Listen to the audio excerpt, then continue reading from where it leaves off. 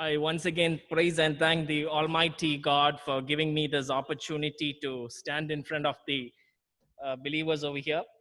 And when I look into preaching and teaching God's word, especially in my home assembly, I consider it always a privilege. So, in connection with our small time of meditation this evening, turn with me to 2 Thessalonians chapter 3 and verse 3. 2 തെസ്സലോനിക്കർ 3-ന്റെ 3-ാം വാക്യം. That is our portion for meditation this evening.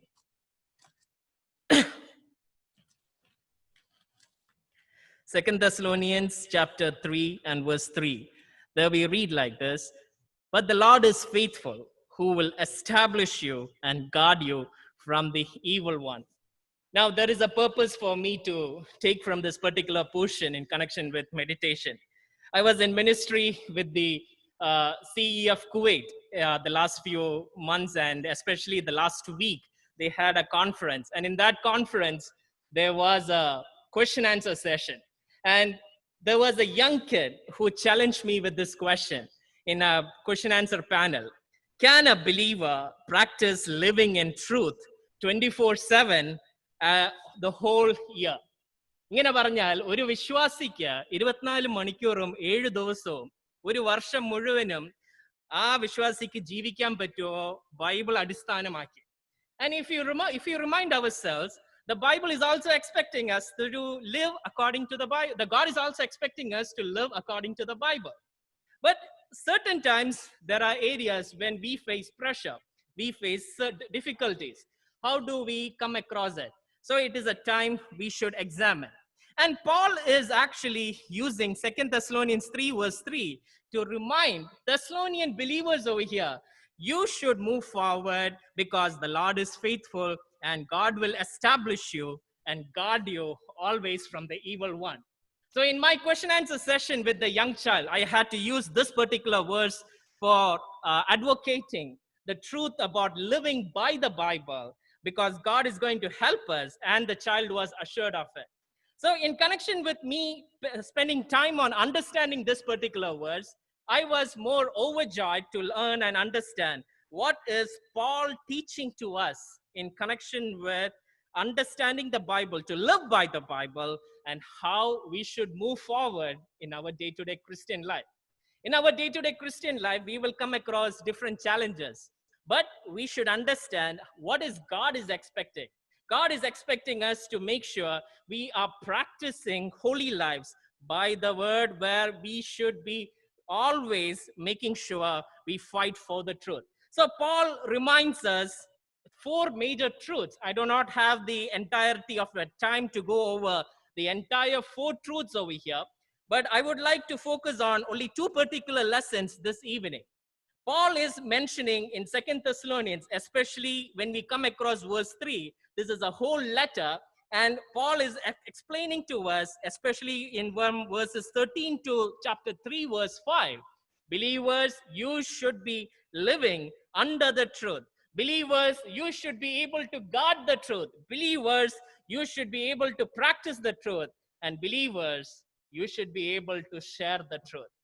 Paul is actually teaching us something very significant over here. As believers in this century, even today when we practice, even when we believe the word of God, how we should guard the truth. Definitely this COVID-19 situation has been a very tough time, where most of us have been adapting new changes, new challenges which we are facing every day. But did we ever stop? Did we ever stop to say, hey, I'm not going to survive tomorrow? No, definitely we have been able to be going forward, because we again remind ourselves by 2 Thessalonians 3 verse 3, the Lord is faithful. The Lord is faithful. Amen to that. And he is going to guard us to especially survive the evil one. So Paul starts by saying over here, believers, you should remember the truth which God is actually shown to us. And what is the truth? Verse 13 to 14. Shall we read that from chapter 2? There we read like this: "But we are born to give thanks to God always for you, brethren, beloved by the Lord, because God from the beginning chose you for salvation through sanctification by the Spirit, and believe in the truth." So what is the truth all about? The truth is always and only about salvation. And make sure that today salvation is also important in everyone's life, even as we move forward. Paul is actually reminding, and this is my message for first lesson for everyone this evening. It is only by the salvation we are supposed to move forward and nothing else, not by any work by man's hands, and it is by the way which God has shown to us. The second thing Paul is highlighting over here, remember, you have to be sanctified by the power of the Holy Spirit, because that is the only possible way you are able to grow forward, because you cannot step away without being sanctified. So sanctification is essential for a believer to survive in this world if that believer desires to live 24 hours a day or by 7 days a week. Otherwise, sanctification without the power of the Holy Spirit is completely in vain. So Paul is actually reminding, and that is my major point of lesson this evening. In 2 verse 15, believers remember to guard the truth. Paul says over there in 2 verse 15 like this, brethren, stand fast and hold the traditions which you were taught, whether by word or our epistle. In 2 verse 15, when Apostle Paul comes to say, guard the truth, he is talking about the salvation which has been taught, but he is also reminding something very significant over here. Remember about the coming apostasy. And what is the great apostasy? It is the coming of the Antichrist, which Paul mentions very clearly in chapter 2, verse 8 of in chapter 2, verse 8 of 2 Thessalonians. And there we very clearly understand over here, Paul is reminding them of the great apostasy. അന്തിക്രിസ്തു വരുന്ന കാര്യം അവിടെ വ്യക്തമായിട്ട് കാണിച്ചു കൊടുക്കുന്നുമുണ്ട്.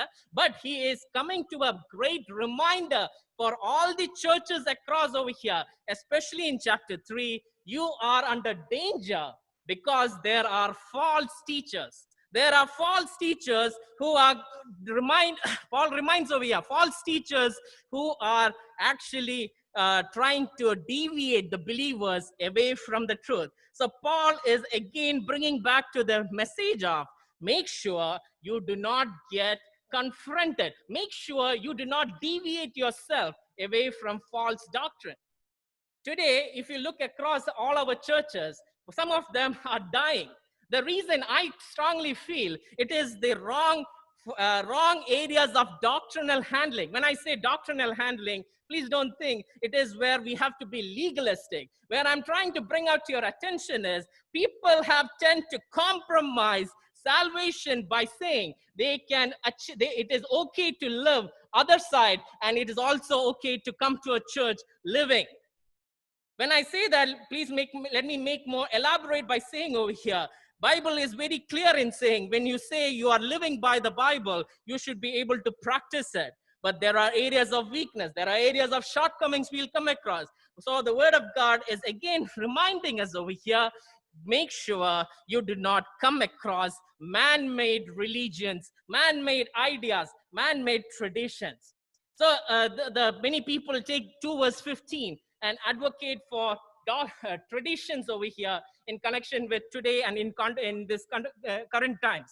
But what does Paul mention over here? Paul is not stating over here about man-made traditions or religious ideas, because he completely rejects it. In Colossians 2 verse 8, also we understand how the Apostle Paul completely rejects the idea of man-made traditions. In Mark 7 verse 1 to 13, we even understand how our Lord Jesus Christ rejects the idea of man-made traditions.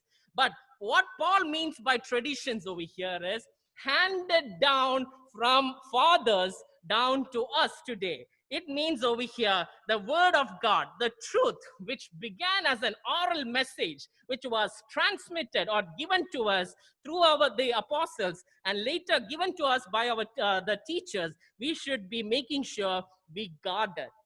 The word of God which we today have is being inspired by the Holy Spirit, where our writers who have been very careful, very precise to the point where it has been transferred all by oral messages. So Paul is reminding us over here, be careful when you walk with the truth. Be careful when you practice the truth. Be careful when you listen to the truth. So when we understand this, we have to be more serious. Paul is saying, never be lethargic.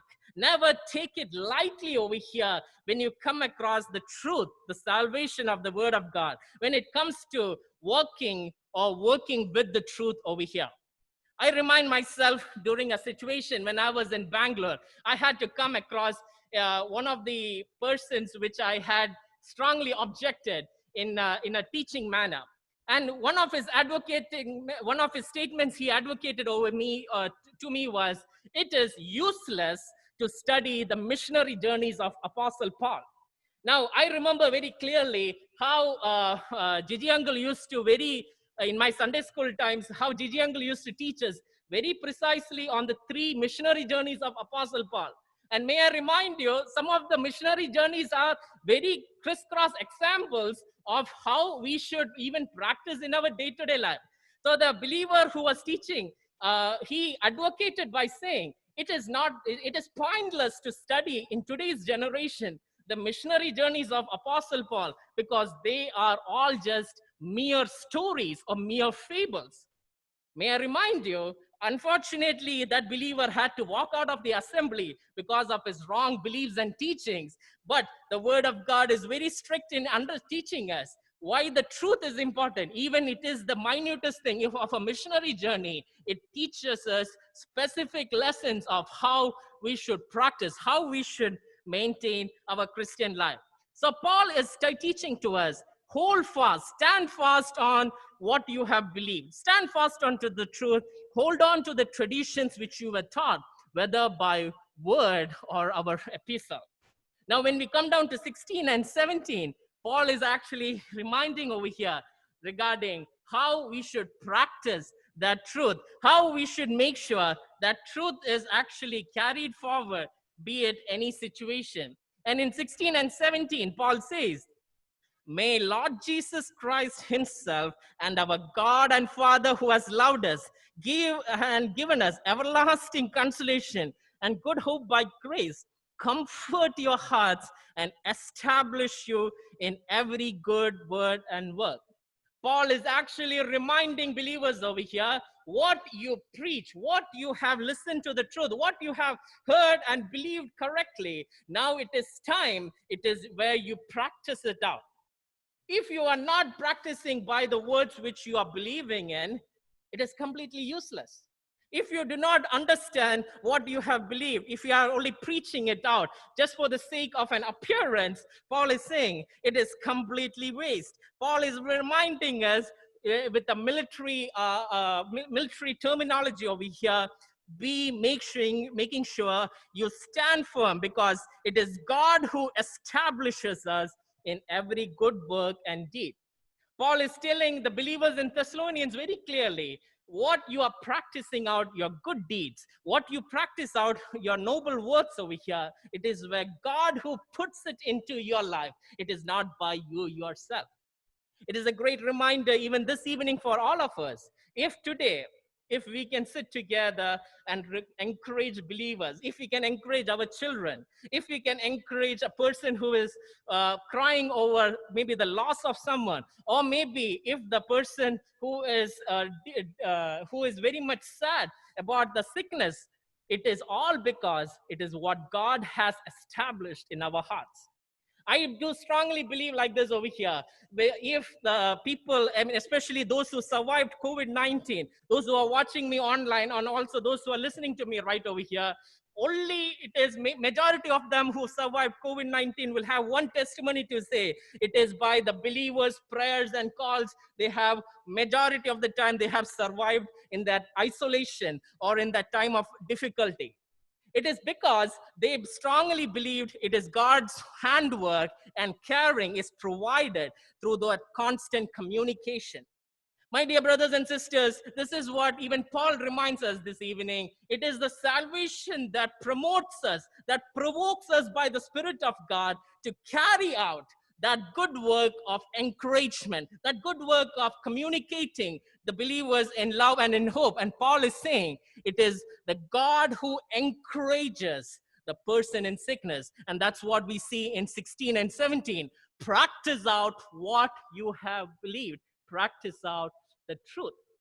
Now, when we come down to chapter 3, Paul starts by saying, finally, brethren, pray for us. Now, this is what sometimes I find it difficult to acknowledge Paul, but Paul is actually reminding a beautiful lesson over here. Paul is asking them to pray for him also. This is a reminder that even Paul is actually standing out by saying, hey, I need your support, and that support is by your prayers.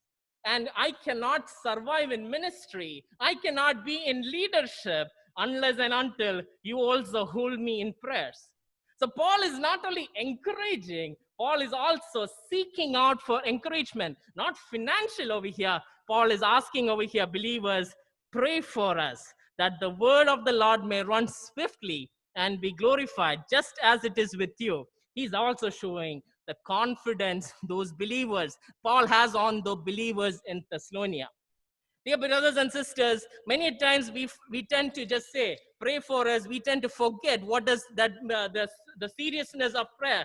But prayer is actually, Paul is reminding over here again and again, how the prayer of a believer strengthens community building and strengthens each and every one of us. ഒരു പ്രാർത്ഥനയാകുന്ന ഒരു സമൂഹത്തെ വളർത്തുകയും ഒരു കൂട്ടായ്മയെ ശക്തിപ്പെടുത്തുകയും it is not just by the structure of a building, or it is not by the work we do. It is not by anything of physical appearance or anything which is tangible, but it is the prayer of a believer that has got power to influence and change. So Paul is actually building a logic over here. This is how I get really excited when I come across chapter 2 and 3 together. Paul is saying, you need to believe. You need to, he starts by saying in the 4 truths actually like this. You need to believe the truth. You need to guard the truth. You need to practice the truth. You need to share the truth. And if we fulfill these duties, we will experience joy and power in lives and growth and blessings in our churches. Paul is actually building a beautiful lesson over here. If you don't believe the truth, you cannot guard the truth. If you don't believe what you are practicing, you cannot keep on going. It will be only for a short while. But if you believe and guard, you will be able to practice it. And tomorrow, you will be able to share that joy. A testimony when we remind ourselves in this church or be it anywhere. It is not only just a December 31st or a January 1st over here. It is a lesson where we are sharing the joy of salvation, where we are strengthening each other, where we remind ourselves that God is actually teaching how God has led us through and how God is helping us move forward. And Paul is actually seeking, reminding each and every one of us how we should always remember the truth which has been infused or which has been put into our lives right from the beginning. So now when Paul concludes, especially in chapter 3, verse, I'm only taking till verse 5, he just concludes over here like this, in verse 4 and 5. We have confidence in the Lord concerning you, both that you do and will do the things we command you. Now may the Lord direct your hearts into the love of God and into the patience of Christ. Dear brothers and sisters, this is where Paul is using a military term again over here. It's like a soldier who we should be submitting ourselves to the Almighty God. We understand from Paul's words over here and throughout the Bible, very clearly, Christ is the captain of our salvation. And when Christ is the captain of our salvation, we are his army. Or may I just paraphrase it into a beautiful terminology by saying like this: we, the church, are the army of Christ, where we should practice the commandments of our captain. And when we are being given those commandments, we have to obey our captain out of loyalty and fear. But as a Christian, we have a higher motive, and that motive is obedience. Obedience to God and also honoring the commandments which He has given us.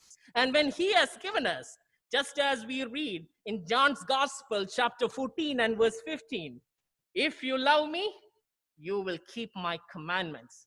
If we love that Christ, we keep His commandments. And just as a commanding officer does not require his men to love him, but if they do, they will respect and obey him with greater diligence. Now, in the army, the officer sometimes may be rude and shrewd, and he never expects anything from his army over here, the officer. But God is asking us, if you love that commanding officer, and that captain is our Jesus Christ, we will respect and obey him with greater diligence. And where we will also remember that he is the only one who will help us to move forward. Now, as we move forward, this evening, I just focused on few important truths. I didn't take out a bigger lesson over here. I just reminded you, all of you, from 2 Thessalonians chapter 2 and also from chapter 3, especially from chapter 3, verse 3. The Lord is faithful and he will establish you and guard you from the evil one. I just reminded you all how we should remind ourselves the truth which we listen. I just reminded you again how we should guard the truth, practice the truth, and how we should share that truth by working together. We should always work like a soldier because we are waiting for our captain, our Lord Jesus Christ. He is coming for us, and this is the theme of Apostle Paul's letter to the Thessalonians. And he relates this particular truth. We should practice it in our day-to-day life. And as God's soldiers, we must be keep on sharing this truth, and we should be awaiting the coming of our Lord, second coming of our Lord Jesus Christ. If we are proud soldiers, if we are not, we are all ashamed. I would like to just take one last verse and then conclude my sermon for tonight. 2 Timothy chapter 4 and verse 8. 2 Timotheos 4-8 വാക്യം. There we read like this. Find 2 Timothy chapter 4 and verse 8. Finally, there is laid up for me the crown of righteousness, which the Lord, the righteous judge, will give to me on that day, and not to me only, but also to all who have loved his appearing. I leave a question with all of you. My question is, do we love to wait for that second coming? Are we awaiting with greater desire, deeper thought on if my Lord comes tonight? Am I ready? If we are ready, we are deeply desiring for that second coming of our Lord Jesus, and we are going to be eager each day when we move forward. If not, let me remind you with a sad heart, there is a lot of shame which we are not expecting for that second coming. If we are waiting, may God help us to move forward as we wait for that Lord Jesus Christ's second coming. Shall we all bow down our heads in prayer? Loving Heavenly Father, we again thank you for reminding us with the word of truth, reminding us how we should get prepared, how we should guard it, how we should practice it, how we should share it. Now we ask your grace, O Lord, what we have been reminded from the day when we are born again, and even as we move forward, give us the grace we need to be loyal to you, who is our commanding officer, who is our captain of our salvation. Help us to be staying loyal always to your word, O Lord. There are areas of shortcomings and failures. We ask your forgiveness for that. And even as we depart from here, strengthen us by your word until we meet again. Send us with your peace and blessings. And this we ask in your Son, Jesus Christ's precious name. Amen.